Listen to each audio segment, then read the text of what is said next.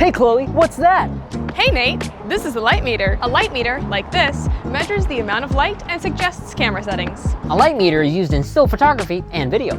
When capturing your image, the goal is to make sure you have the correct amount of light reflecting into your camera. Generally, the goal is to adjust your light settings and/or your camera settings so that your subject is exposed to 18% gray. But what does that mean?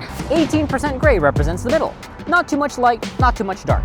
You could also say it's a reasonable starting point before deciding how bright or dark your scene will be. On the camera, the amount of light hitting the sensor is controlled by 3 settings: ISO, shutter speed, and aperture. As you get more familiar with your camera, you'll learn how this exposure triangle affects what you see in your image. How you use your light meter might change depending on what your lighting goals are. If you're just starting out, you might not have a clear lighting goal, so we'll give you some starting points. One of your goals might be proper exposure on your subject's face. Incident metering mimics the shape of a human head to determine how much light is hitting someone's face. A spot meter will allow you to get a light reading on a specific spot, which might not be as practical as getting an average of the light the way the incident meter does. Or you might want to expose for the highlights. You might love high contrast, where the highlights are properly exposed and everything else falls into shadow, such as chiaroscuro lighting, noir, or a silhouette. Or you might want to expose for the shadows. Maybe you want to see a dark area more clearly without having as much concern for what's in the brighter area. Maybe your character's in a dream state, having a flashback, or you might like the artistic effect. Now, if you don't have a light meter, don't worry. You can still achieve proper exposure, get 18% gray, and/or expose for highlights or shadows. You can use false color on an external monitor, where different colors represent different brightness levels. Zebra lines indicate what parts of your image are too bright or blown out. So what problems does a light meter solve that other tools don't? 1. Precision. More than spot metering, even incident lighting will give you more consistent information about the quality of your light. 2. Consistency. If you're shooting on a single camera and you want various shots to match, your editor and colorist will thank you. 3. Standardized communication.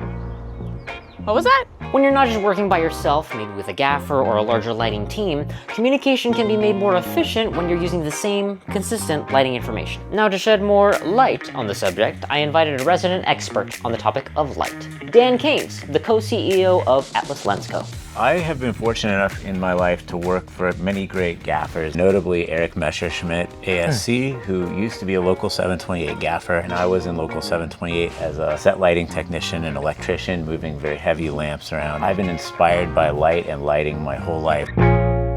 What a meter is great for is that, as they say in machining and manufacturing, you can't make it if you can't measure it. You can make something, but it's hard to repeat something if you don't have a quantifiable amount. And the thing I always think about is my grandmother, who was an amazing chef, and she had defined a way of cooking that didn't require measuring instruments, but if I asked her for the recipe, she would have a measurement for that. But it also applies in lighting. You can set your light meter to represent all of the settings on your camera. In fact, you should do that.